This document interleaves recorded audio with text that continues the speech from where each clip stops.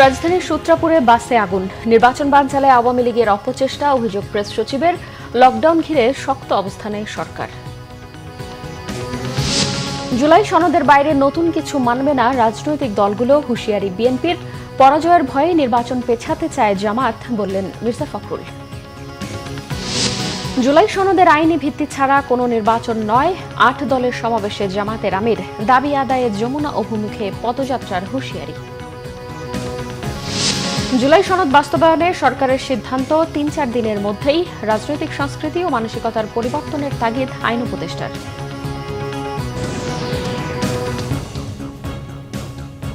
দেখছিলেন crown cement সংবাদ শিরোনাম। রাজধানী ঢাকায় আবারও বাসে আগুন দিয়েছে দুর্বৃত্তরা। মঙ্গলবার সন্ধ্যা ৬টার দিকে রাজধানীর সূত্রাপুরে পার্কিং করা মালঞ্চ পরিবহনের একটি বাসে আগুন ধরিয়ে দেওয়া হয়। পরে ফায়ার সার্ভিসের একটি ইউনিট গিয়ে পরিস্থিতি নিয়ন্ত্রণে আনে। পুলিশ ও প্রত্যক্ষদর্শীরা জানিয়েছে, বাসে কে বা কারা আগুন দিয়েছে তা জানা যায়নি। এদিকে গুলিস্তানের 0 পয়েন্ট এলাকায় রাত 10টার পর ও ধানমন্ডি 11 এ এলাকায় ককটেল বিস্ফোরণের ঘটনা ঘটেছে। ধানমন্ডি 27 নম্বরে ঝটিকা মিছিলের প্রস্তুতির সময় শেখ ফরহাদ ও তন্ময় সাহা নামে দুজনকে আটক করেছে পুলিশ। তারা যুবলীগ নেতা বলে জানিয়েছে পুলিশ। প্রধান উপদেষ্টা প্রেস সচিব শফিকুল আলম বলেছেন, নির্বাচন বানচালের চেষ্টা করছে আওয়ামী লীগ। সেই লক্ষ্যে দেশে জ্বালাও পোড়াও চালাচ্ছে। তবে ফেব্রুয়ারির প্রথম ভাগেই হবে জাতীয় সংসদ নির্বাচন। দেশি বিদেশি কোনো শক্তিই নির্বাচন বানচাল করতে পারবে না। মঙ্গলবার সকালে কুমিল্লার 14গ্রাম উপজেলার কুলিয়ার উচ্চ বিদ্যালয়ের নতুন ভবনের ভিত্তিপ্রস্তর স্থাপন অনুষ্ঠানে সাংবাদিকদের সঙ্গে আলাপকালে তিনি এসব কথা বলেন। প্রেস সচিব শফিকুল আলম আরও বলেন, ফ্যাসিস্ট আওয়ামী লীগ দেশে জ্বালাও পোড়াও চালিয়ে প্রমাণ করছে তাদের নেশাই সন্ত্রাসী কর্মকাণ্ড। নাশকতা করলে তাদেরকে কঠোর হাতে দমন করা হবে বলেও জানান তিনি আরও বলেন, রাজনৈতিক দলগুলোর মধ্যে মতবিরোধ থাকতে পারে, তবে সবাই নির্বাচনের প্রস্তুতি নিচ্ছে। ইলেকশন তার সময় মতো ফেব্রুয়ারির প্রথমার্ধে হবে। এখানে কোনো শক্তি নাই, কোনো আওয়ামী লীগের এই একটা দুইটা ককটেল নাই বা কোনো দেশি বিদেশি কোনো শক্তি নাই এই ইলেকশনকে তারা বানচাল করতে পারে। কোনোভাবেই সম্ভব না। বাংলাদেশের মানুষ খুবই সুন্দর একটা ইলেকশন দেখবে, যেটা ফ্রি হবে, ফেয়ার হবে, ক্রেডিবল হবে, ইনক্লুসিভ হবে। সমস্ত জনগণ যেখানে জয়েন করে যে ইলেকশনে, সেটা ইনক্লুসিভ হবে এবং খুবই উৎসব মুখর হবে।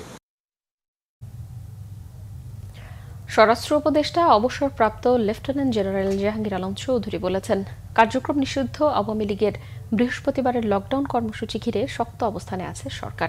সচিবালয়ের ব্রিফিংয়ে তিনি জানান, বাসে যাতে আগুন দিতে না পারে সেজন্য সতর্কতা হিসেবে রাস্তার পাশে পেট্রোল বিক্রি কিছুদিনের জন্য বন্ধ থাকবে। সন্দেহজনক কাউকে দেখলে আইন শৃঙ্খলা বাহিনীকে সাথে সাথে জানানোর আহ্বান জানিয়ে স্বরাষ্ট্র উপদেষ্টা আশ্বাস দেন, পরিস্থিতি স্বাভাবিক থাকবে। কোনো সন্ত্রাসীকে ছাড় দেয়া হবে না জানিয়ে সহজেই তাদের জামিন না দেওয়ার অনুরোধ জানান তিনি। উপদেষ্টা বলেন, আওয়ামী লীগের লকডাউন কর্মসূচি ঘিরে পেট্রোলিং বাড়ানো হয়েছে। ট্রাইব্যুনালে, মেট্রো রেল ও গুরুত্বপূর্ণ স্থাপনায় নিরাপত্তাও জোরদার করা হয়েছে। সীমান্ত দিয়ে কোনো সন্ত্রাসী যেন ঢুকতে না পারে সেজন্য বিজিবিকে নির্দেশনা দেওয়া আছে বলেও জানান স্বরাষ্ট্র উপদেষ্টা। রাস্তার পাশে যে তেল বিক্রি করা, এই কিছুদিনের জন্য এটা বন্ধ থাকবে। যেহেতু এই তেল বিক্রি করে, এই তেল দিয়ে অনেক সময় বিভিন্ন ধরনের অঘটনটা ঘটায় ফেলায়, সাথে সাথে পায়। কেপিআইগুলির ক্ষেত্রে আমাদের নিরাপত্তা আরও জোরদার করা হয়েছে, যেমন ট্রাইব্যুনালে, তারপরে মেট্রো রেল এলাকায়, তারপরে রেলওয়ের এইগুলি। বিএনপি স্থায়ী কমিটির সদস্য ডক্টর খন্দকার মোশাররফ হোসেন বলেছেন, জুলাই জাতীয় সনদে থাকার বিষয়ের বাইরে সরকার নতুন কোনো সিদ্ধান্ত ঘোষণা করলে তা রাজনৈতিক দলগুলো মানবে না। সেক্ষেত্রে সব দায় দায়িত্ব সরকারকেই নিতে হবে। বিএনপি চেয়ারপারসনের গুলশান কার্যালয়ে সংবাদ সম্মেলনে এসব কথা বলেন ডক্টর খন্দকার মোশাররফ হোসেন। তিনি জানান, সোমবার রাতে বিএনপির ভারপ্রাপ্ত চেয়ারম্যান তারেক রহমানের সভাপতিত্বে দলের স্থায়ী কমিটির সভায় জুলাই জাতীয় সনদের বিষয়ে আলোচনা হয়েছে। বিএনপি স্থায়ী কমিটির এই সদস্য আরও বলেন, রাজনৈতিক দলগুলোর সাথে জাতীয় ঐকমত্য কমিশনের দীর্ঘ প্রায় 1 বছর ধরে আলোচনা হয়। তারপরও কতগুলো বিষয়ে নোট অব ডিসেন্ট সহ ঐকমত্যের ভিত্তিতে রচিত জুলাই সনদ গত 17 অক্টোবর স্বাক্ষরিত হয়। দেশের সংবিধান ও আইন অনুযায়ী তা বাস্তবায়নে সবাই অঙ্গীকারবদ্ধ। তবে এখন সরকারের উপদেষ্টাদের মধ্যে কেউ কেউ জুলাই জাতীয় সনদের বাইরেও কোনো বিষয়ে সরকারের সিদ্ধান্ত ঘোষণার বিষয়ে যে বক্তব্য দিচ্ছে তা বিভ্রান্তিকর। সরকারের সিদ্ধান্ত ঘোষণার ক্ষেত্রে যেসব বক্তব্য দিচ্ছেন তা বিভ্রান্তিকর এবং ঐকমত্যের ভিত্তিতে গৃহীত সিদ্ধান্ত অগ্রাহ্য করার শামিল। আমরা স্পষ্ট ভাষায় বলতে চাই যে জুলাই জাতীয় সনদে উল্লেখিত বিষয়দের বাইরে সরকার কোনো সিদ্ধান্ত ঘোষণা করলে সনদে স্বাক্ষরকারী কোনো দলের জন্য তা মান্য করার বাধ্যবাধকতা থাকবে না। বিএনপি মহাসচিব মির্জা ফখরুল ইসলাম আলমগীর বলেছেন, ফেব্রুয়ারিতে নির্ধারিত সময় নির্বাচন না হলে একটা ব্যর্থ রাষ্ট্রে পরিণত হবে বাংলাদেশ। মঙ্গলবার তার নির্বাচনী এলাকা ঠাকুরগাঁও ১ আসনে বড়গাঁও ইউনিয়নবাসীর সাথে কে বাড়ি উচ্চ বিদ্যালয়ের মাঠে এক মতবিনিময় সভায় প্রধান অতিথির বক্তব্যে তিনি এসব কথা বলেন। পলাতক শেখ হাসিনার লকডাউন ঘোষণা সম্পর্কে মির্জা ফখরুল বলেন, নয়াদিল্লি থেকে কেন, সাহস থাকলে দেশে এসে বেগম খালেদা জিয়ার মতো কারাভোগ করে রাজনীতির মাঠে এসে দাঁড়ান, তখন বোঝা যাবে আওয়ামী লীগ কতটা জনগণের দল। তিনি অন্তর্বর্তী সরকারকে সতর্ক করে দিয়ে বলেন, দীর্ঘ ৯টি মাস ধরে বিভিন্ন রাজনৈতিক দলের সঙ্গে আলোচনার মাধ্যমে জুলাই সনদে সকল দলের ঐকমত্যের ভিত্তিতে যা স্বাক্ষর করানো হয়েছে তার বাইরে যে কোনো কিছু বাস্তবায়নের চেষ্টা করা হলে তার দায়ভার সরকারকে বহন করতে হবে। বিএনপি মহাসচিব জামায়াতে ইসলামের নির্বাচন পেছানোর কথারও সমালোচনা করেন। তিনি বলেন, হেরে যাওয়ার ভয়েই নির্বাচন পেছানোর চেষ্টা করছে দলটি। আজকে নতুন একটা সুযোগ সৃষ্টি হয়েছে। এই সুযোগটা হচ্ছে যে আমরা একটা গণতান্ত্রিক বাংলাদেশ তৈরি করব। আমাদেরকে সঠিক সিদ্ধান্ত নিয়ে সঠিক একটা সরকার গঠন করতে হবে। এটা যদি আমরা করতে পারতে হই, তাহলে আমাদের এই দেশে অস্তিত্ব টিকবে কি টিকবে না সন্দেহ আছে। আর এইবার যদি নির্বাচনটা পিছায় দেয় আরো, তাহলে এই দেশটাকে ব্যর্থ রাষ্ট্রে পরিণত হবে। নির্বাচন পেছানোর কোনো সুযোগ নাই। এদিকে আওয়ামী লীগ যেভাবে নির্বিচারে মামলা করেছে, বিএনপি সেই পথে হাঁটতে চায় না বলে মন্তব্য করেছেন বিএনপির মহাসচিব মির্জা ফখরুল ইসলাম আলমগীর। মঙ্গলবার বিকেলে ঠাকুরগাঁও সদর উপজেলায় মোহাম্মদপুর ইউনিয়নে শাপলা সরকারি প্রাথমিক বিদ্যালয় মাঠে এক মতবিনিময় সভায় মির্জা ফখরুল ইসলাম আলমগীর এসব কথা বলেন। বিএনপি মহাসচিব বলেন, বেগম খালেদা জিয়া গত বছর ৫ আগস্টেই বলেছিলেন, বিএনপি প্রতিশোধ চায় না, চায় শান্তি, সমৃদ্ধি ও একটি উন্নত বাংলাদেশ। সেই পথেই তারা এগোতে চান বলেও উল্লেখ করেন বিএনপি মহাসচিব।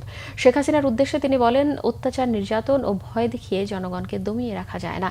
অতীতেও কেউ পারেনি, ভবিষ্যতেও কেউ পারবে না। বরং গণহত্যা ও নির্যাতনের দায় নিয়ে এখনই ক্ষমা চাওয়া উচিত। আগামী ডিসেম্বরে তারেক রহমান দেশে ফিরবেন বলেও আশা প্রকাশ করেন মির্জা ফখরুল। তিনি একটা বিবৃতি দিয়েছেন, স্টেটমেন্ট দিয়েছেন। জুলাই সনদে সইয়ের পর নতুন কিছু চাপিয়ে দেওয়ার নামে যদি ভিন্ন উপায়ে গণ অভ্যুত্থানের বিরুদ্ধে ষড়যন্ত্র হয়, তাদের বিষয়ে শক্ত অবস্থান নেওয়ার আহ্বান জানিয়েছেন বিএনপি স্থায়ী কমিটির সদস্য নজরুল ইসলাম খান।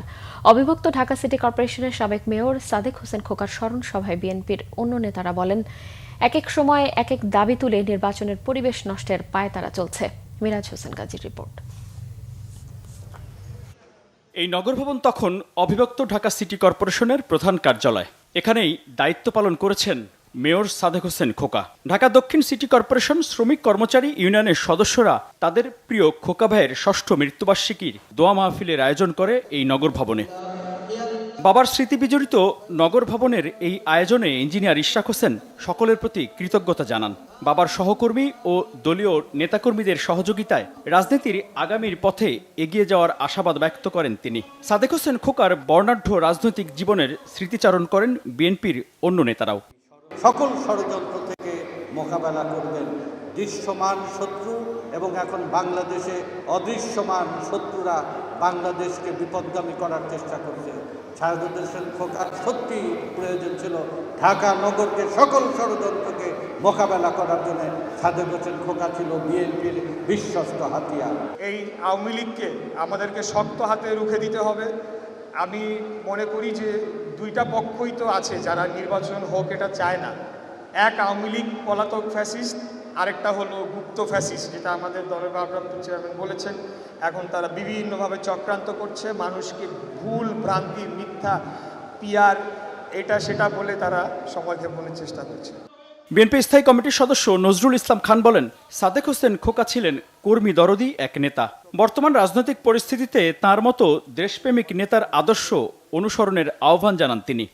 যারা গণতন্ত্রে বিশ্বাস করেন, যারা শহীদ জিয়ার আদর্শে বিশ্বাস করেন, যারা দেশনেত্রী বেগম খালেদা জিয়ার কর্মী, যারা জনাব তারেক রহমানের সহকর্মী, তাদের সবার কাছে আমার অনুরোধ, গণতন্ত্র এবং 24-এর লড়াইয়ের যে বিজয়, এর বিরুদ্ধে যেভাবে অবস্থান গ্রহণ করুক, তার বিরুদ্ধে আমাদেরকে ঐক্যবদ্ধভাবে দাঁড়াতে হবে। 24-এর গণ অভ্যুত্থানের পর ফ্যাসিবাদী সরকারের প্রধান ও তাদের দোসরদের বিচার নিয়ে কোনো মায়াকান্নার সুযোগ নেই বলে স্পষ্ট জানিয়ে দেন বিএনপি নেতারা। মিরাজ হোসেন গাজী, বাংলা ভিশন, ঢাকা। জুলাই সনদের আইনি ভিত্তি দিতে গণভোটের আয়োজন ছাড়া 2026 সালে কোনো জাতীয় নির্বাচন হবে না বলে হুঁশিয়ারি দিয়েছেন জামায়াতে ইসলামের আমির ডক্টর শফিকুর রহমান। আর ইসলামী আন্দোলনের আমির মুফতি রেজাউল করিম বলেছেন, যারা নব্য ফ্যাসিস্ট হওয়ার চেষ্টা করছে তাদের বিরুদ্ধে ছাত্র জনতা রাস্তায় নামলে বঙ্গোপসাগর ছাড়া পালানোর কোনো পথ থাকবে না। অন্যদিকে খেলাফতে মজলিসের আমির মাওলানা মামুনুল হক বলেছেন, অন্তর্বর্তী সরকার 8 দলের ভাষা বুঝতে ব্যর্থ হলে যে ভাষা ব্যবহার করলে বুঝবে ঠিক সেই ভাষাই ব্যবহার করা হবে। জাহাঙ্গীর আলমের ক্যামেরায় মুহিবুল্লাহ মুহিবের রিপোর্টে বিস্তারিত। জাতীয় নির্বাচনের পূর্বে জুলাই সনদের আইনি ভিত্তি দিতে গণভোট আয়োজন সহ 5 দফা দাবিতে জামাত ও ইসলামী আন্দোলন সহ সমমনা 8 দলের মহাসমাবেশ। সমাবেশে অংশ নিতে দলীয় প্রতীক ও নানা ফেস্টুন নিয়ে পল্টন মোড়ে জমা হন নেতাকর্মীরা। বেলা বাড়ার সঙ্গে সঙ্গে জনসমুদ্রে পরিণত হয় পল্টন এলাকা। সমাবেশে প্রধান অতিথির বক্তব্যে জামায়াতের আমির ডাক্তার শফিকুর রহমান বলেন, জুলাই সনদের আইনি ভিত্তি ছাড়া জাতীয় নির্বাচনের সম্ভাবনা নেই। জুলাই বিপ্লবকে স্বীকৃতি দিতে হবে। যারা জুলাই বিপ্লব মানবেন না তাদের জন্য 26 সালে কোনো নির্বাচন নাই। 26-এর নির্বাচন দেখতে হলে আগে জুলাই বিপ্লবের স্বীকৃতি লাগবে। আর জুলাই বিপ্লবের স্বীকৃতি দিতে হলে জুলাই সনদের আইনি ভিত্তি দিতেই হবে। এই আইনি ভিত্তি ছাড়া কোনো নির্বাচন অনুষ্ঠান হওয়ার কোনো সম্ভাবনা নেই। কখন হবে আইনি ভিত্তির গোড়াপত্য? এদেশের মুক্তিকামী মানুষের কথা একটাই, জাতীয় সংসদ নির্বাচনের আগে গণভোট অনুষ্ঠিত হতে হবে। সভাপতির বক্তব্যে ইসলামী আন্দোলনের আমির ও চরমোনাই পীর মুফতি রেজাউল করিম বলেন, গণভোটের মাধ্যমে জুলাই সনদের আইনি ভিত্তি না হলে জাতীয় নির্বাচন হবে অবৈধ। আপনারা জাতীয় নির্বাচন করবেন কোন আইনের ভিত্তিতে?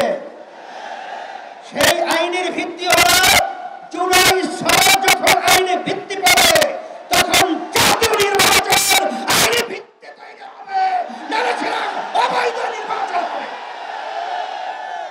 আপনারা যদি এই জুলাই সনদ আইনি ভিত্তি দেওয়ার ব্যাপারে দড়িবসি করে থাকেন, আমাদের বাংলাদেশের 3 দিকে ভারতের কাঁটাতারের বেড়া, কিন্তু আপনারা পালাবেন কোথায়?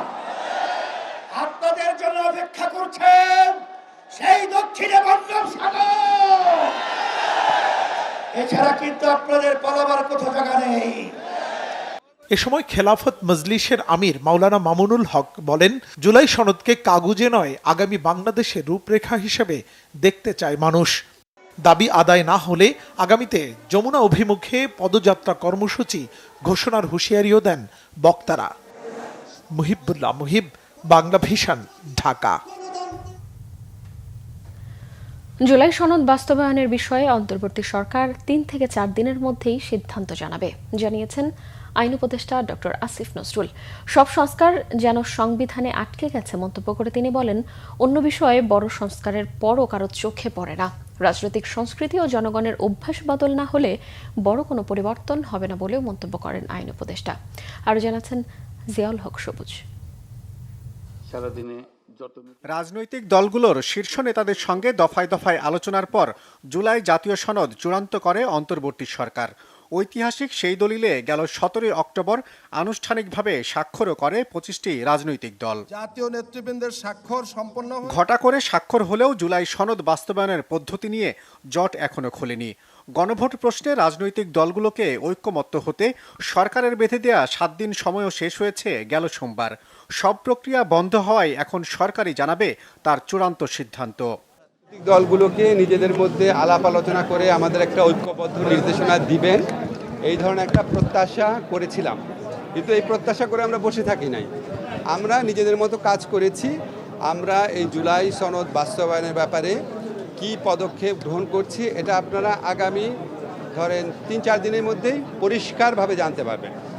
আমরা উপদেষ্টা পরিষদে বিভিন্ন পর্যায়ে এটা আলোচনা করছি এবং আমরা চেষ্টা করছি সকল দলের প্রত্যাশার মধ্যে সমন্বয় ঘটিয়ে দেশের স্বার্থে, জনগণের স্বার্থে যেই ধরনের একটা পদক্ষেপ নেওয়া প্রয়োজন সেটাই আমরা নিতে যাচ্ছি। আইনগত সহায়তা প্রদান অধ্যাদেশের খসড়া সংশোধনী প্রস্তাব নিয়ে এই মতবিনিময়ে আইন উপদেষ্টা জানান, বিচার বিভাগ সংস্কারের বিষয়ে 70 থেকে 80% প্রস্তাব ইতিমধ্যেই বাস্তবায়ন হয়ে গেছে। অন্য সংস্কার প্রশ্নের বিতর্কের জবাবে তিনি বলেন, রাতারাতি সব সংস্কার শেষ করা সম্ভব নয়। আপনি যদি এখন 25% বা 30% হাহাকার করেন সমস্যা নাই, কিন্তু আপনি এই 70-80% সংস্কার হয়ে গেছে কমপ্লিটলি ইগনোর করে কোথায় সংস্কার বলতে থাকবেন, তাহলে মানুষ তো এটা ভালো বার্তা পায় না। আমাদের সমস্ত সংস্কার ভাবনা সংবিধানের মধ্যে আটকে গেছে। মানে পৃথিবীতে যত সংস্কার আছে সংবিধান করতে হবে, আর সংবিধানে সংস্কার করলেই সব সংস্কার হয়ে গেল, অন্য সংস্কার কারো চোখে পড়ে না। অদ্ভুত এই ভাবনাগুলোর পরিবর্তন করা দরকার আছে, রিয়ালাইজ করা দরকার আছে যে এটা কোনো সংবিধান কোনো ম্যাজিক না, আপনার মধ্যে লিখে দিলেন আর সব ভালো হয়ে গেল। তাহলে তো পৃথিবীতে আফ্রিকান দেশগুলোতে ইউরোপের চেয়ে বেটার গভর্নেন্স থাকতো। আপনি ইনভেস্টিগেট করে দেখেন, আফ্রিকান অনেক দেশের সংবিধান আছে ইউরোপের সংবিধানের চেয়ে অনেক ভালো। ভবিষ্যতের নির্বাচিত সরকার যেন চলমান সংস্কারগুলো আরও শক্ত অবস্থানে নিয়ে যান, সেই প্রত্যাশা করেন ডক্টর আসিফ নজরুল। জিয়াউল হক সবুজ, বাংলা ভিশন, ঢাকা। ইনশাআল্লাহ একটা সময় তত্ত্বাবধায়ক সরকার ব্যবস্থা ফিরিয়ে আনতে চায় রাষ্ট্রসহ সকল পক্ষ। 20 নভেম্বর এই বিষয়ে রায়ের তারিখ দিয়েছে প্রধান বিচারপতির নেতৃত্বাধীন আপিল বিভাগ। রায়ের মাধ্যমে তত্ত্বাবধায়ক সরকার ব্যবস্থা সংবিধানে অন্তর্ভুক্ত হবে বলে প্রত্যাশা আইনজীবীদের। অ্যাটর্নি জেনারেল বলেছেন, ত্রয়োদশ নয়, পরবর্তী নির্বাচন থেকেই এই ব্যবস্থা কার্যকর হবে। আহমেদ সরওয়ারের রিপোর্ট। তত্ত্বাবধায়ক সরকার ব্যবস্থাকে বাতিল করে 2011 সালে সংবিধানে ৫ম সংশোধনী আনে তৎকালীন আওয়ামী লীগ সরকার। এর আগে সে সময়ের প্রধান বিচারপতি খায়রুল হকের নেতৃত্বাধীন আপিল বিভাগ সংখ্যাগরিষ্ঠতার ভিত্তিতে সংবিধানের ত্রয়োদশ সংশোধনীকে অবৈধ ঘোষণা করে তত্ত্বাবধায়ক সরকার ব্যবস্থা বাতিলের রায় দেন। আপিল বিভাগের সেই রায় পুনর্বিবেচনা চেয়ে 2024 অক্টোবরে 5টি আবেদন করা হয়। শুনানি শেষে আপিলের অনুমতি পায় আবেদনকারীরা। এই আপিলের উপর আবেদনকারী এবং রাষ্ট্রপক্ষ 10 দিন শুনানি করে। উভয় পক্ষের শুনানি শেষে রায়ের তারিখ দিয়েছে আপিল বিভাগ। সুযোগ না আমি বলবো না, প্রয়োজন নাই। সুতরাং এই সরকারকে কন্টিনিউ করে সামনে নির্বাচন করার পর তত্ত্বাবধায়ক সরকারটা ব্যবস্থাটা আগামী নির্বাচনের পরে কার্যকর করা হোক বলে সবাই কম বেশি উপসংহারে উপনীত হয়েছেন।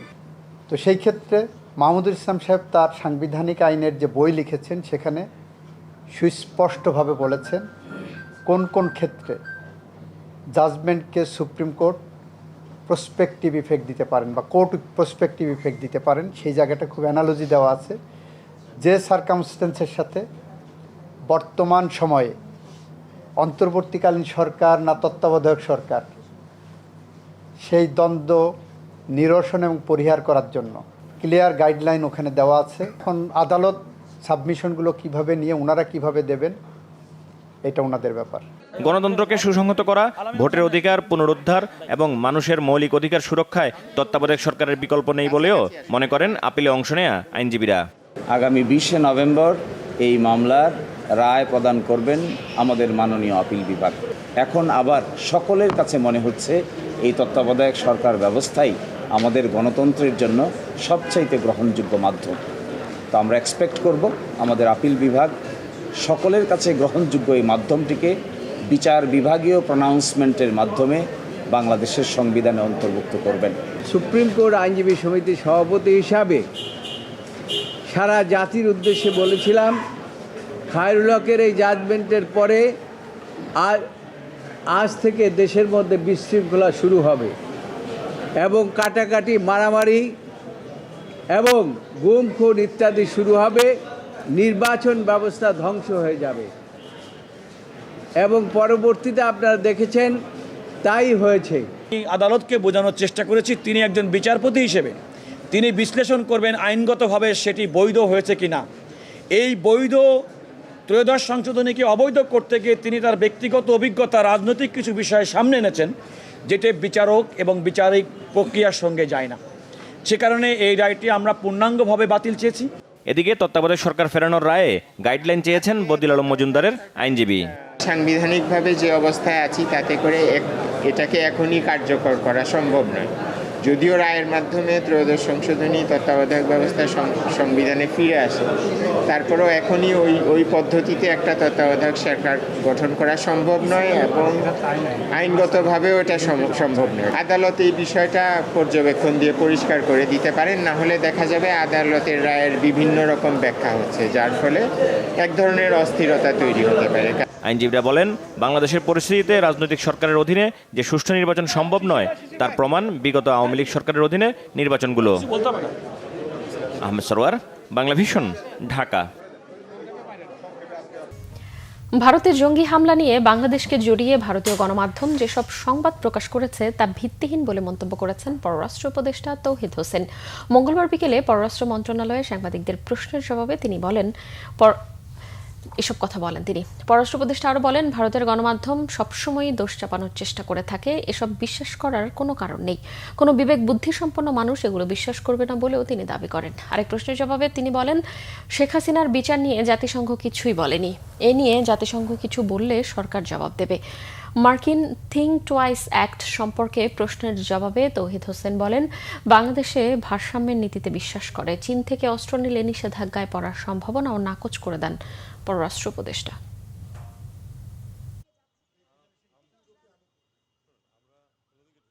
তাহলে এটার ব্যাপারে আমি কি উত্তর দেব? না, এই হামলার বিষয়ে ইন্ডিয়ান বিভিন্ন গণমাধ্যমে কিন্তু বাংলাদেশের বলা হয়েছে যে বাংলাদেশের এটা তো যদি যাই কিছু ঘটুক না কেন মিডিয়া আমাদের উপর দোষ চাপানোর চেষ্টা করবেই, কিন্তু তো কোনো কারণ নেই এটা বিশ্বাস করার, কোনো সেন্সিবল লোক তো এটা বিশ্বাস করবে না। কাজে এটা নিয়ে আমরা কথা। সংবাদ শেষ করব ক্রাউন সিমেন্ট শিরোনামগুলো আরও একবার জানি। রাজধানীর সূত্রাপুরে বাসে আগুন, নির্বাচন বানচালে আওয়ামী লীগের অপচেষ্টা, অভিযোগ প্রেস সচিবের। লকডাউন ঘিরে শক্ত অবস্থানে সরকার। জুলাই সনদের বাইরে নতুন কিছু মানবে না রাজনৈতিক দলগুলো, হুঁশিয়ারি বিএনপির। পরাজয়ের ভয়ে নির্বাচন পেছাতে চায় জামাত, বললেন মির্জা ফখরুল। জুলাই সনদের আইনি ভিত্তি ছাড়া কোনো নির্বাচন নয়, ৮ দলের সমাবেশে জামাতের আমির। দাবি আদায়ে যমুনা অভিমুখে পদযাত্রার হুঁশিয়ারি। জুলাই সনদ বাস্তবায়নে সরকারের সিদ্ধান্ত ৩-৪ দিনের মধ্যেই। রাজনৈতিক সংস্কৃতি ও মানসিকতার পরিবর্তনের তাগিদ আইন উপদেষ্টার।